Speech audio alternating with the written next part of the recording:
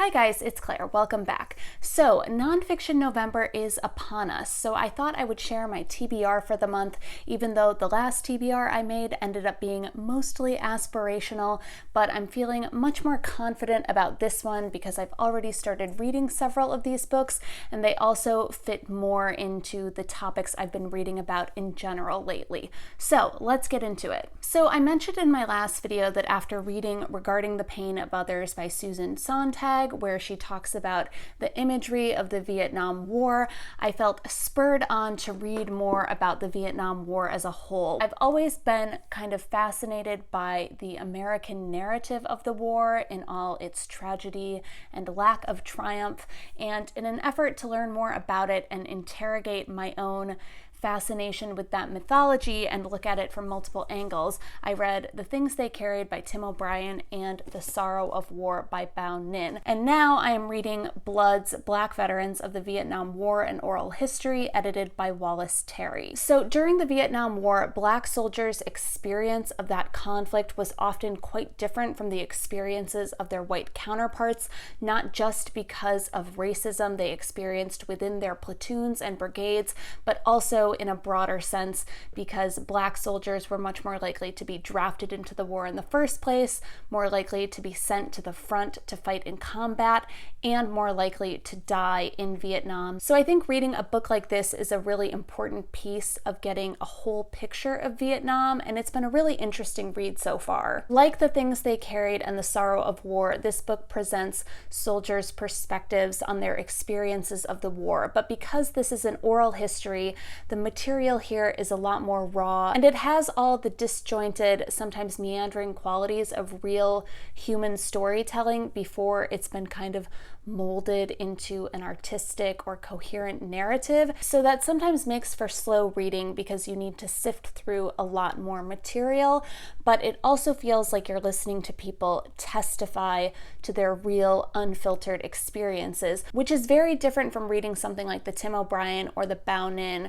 where those writers have reflected and meditated deeply upon their experiences in the war and then tried to mold their memories into something more meaningful or narrative or cohesive or profound. This feels much more like plain spoken truth, which is powerful and enlightening in a different kind of way. I'm also currently reading The Fire in the Lake, The Vietnamese and the Americans in Vietnam by Frances FitzGerald. And Frances FitzGerald is the author of The Evangelicals, which was making all the nonfiction awards rounds last year. And this book was written back in 1972, before the Americans had completely withdrawn from Vietnam and 3 years before the fall of Saigon. And normally that gives me a little bit of pause because I think that you get greater perspective and insight into historical events the farther away you get from them. But this was one of the first major books about the Vietnam War, and FitzGerald herself, who was a journalist on the ground in Vietnam in the 1960s,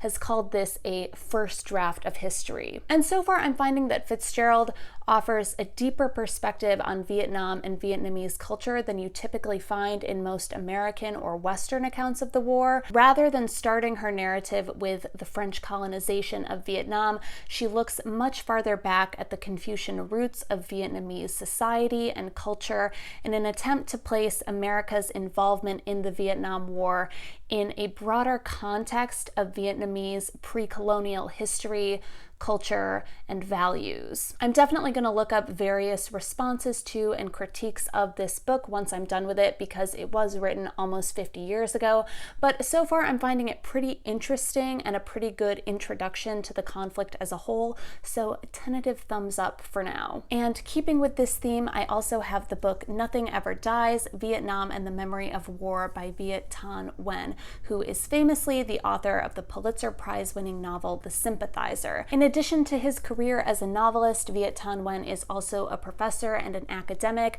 who published this book with Harvard University Press in 2016, and in it he looks at the slippery topic of memory and war, and specifically at the Vietnam War and how that conflict is and should be remembered by both the Americans and the Vietnamese. And as a Vietnamese American who fled Vietnam in 1975 with his family and then grew up in San Jose, he is particularly well situated to interrogate these questions. As he says in the opening of the book, all wars are fought twice, the first time on the battlefield, the second time in memory, which is certainly enough to pull me in, and I think this will be especially interesting to read alongside The Things They Carried and The Sorrow of War, which are both also very concerned with memory and the lingering scars of a war like Vietnam. Switching gears a bit, I'm also currently reading Good and Mad, The Revolutionary Power of Women's Anger by Rebecca Traister, who is a pretty prominent author and writer at large, covering topics related to politics and feminism today. And this book came out just last month, right after the Brett Kavanaugh hearings, which seemed in a terrible way like eerily perfect timing. But as Traister has noted throughout her press tour for this book, there have been so many high-profile incidents of women expressing righteous anger and fury over the past couple of years that any release date for this book probably would have been appropriate given our current cultural climate. Unsurprisingly, Rebecca Traister takes a close look at the role of women and women's anger in the political and cultural events of the past 2 years, looking closely at figures like Hillary Clinton and Maxine Waters and Kamala Harris, and at events like the Women's March and the Me Too movement. But she also looks backwards and draws connections between our current moment and past instances of women's anger having an impact on our culture and politics. And she looks at how too often that anger is minimized or written out of our history completely. And I'm enjoying this book a lot. Rebecca Traister covers a lot of ground and is pretty good at addressing intersectionality throughout the text. And if nothing else, it's been a very cathartic read so far. And lastly, I have The Fall of Wisconsin, The Conservative Conquest of a Progressive Bastion, and the Future of American Politics by Dan Kaufman. I first saw this book over on Steve Donahue's channel a couple of months ago, and one of my best friends from home recently read it and was saying it was a phenomenal read, but one that will leave you full of despair. So for those of you who don't know, the past 10 years of Wisconsin politics, helmed by Scott Walker and the Koch brothers' millions, has seen a pretty swift and efficient erosion of democracy and the tenets of Wisconsin progressivism. The state is gerrymandered beyond belief, unions have had their knees cut out from under them, the UW school system has been defunded, and voter suppression is in full force. And it's pretty devastating, and it's only made worse by Wisconsin's history as a cradle of American progressivism. The Wisconsin idea, which Scott Walker tried to excise from the University of Wisconsin mission statement, was fundamental to early American progressivism, and the damage that has been done to those ideals over the past decade is really too much to think about. But I'm going to try by reading this book, which also argues that what's going on in Wisconsin is just a microcosm of what is happening to America as a whole, which is even more depressing. So on that happy note, I would like to wish you luck with your Nonfiction November TBR, and if you're an American, I would urge you to go vote in the midterm elections. I don't want to get political, guys, but like, go vote for Democrats.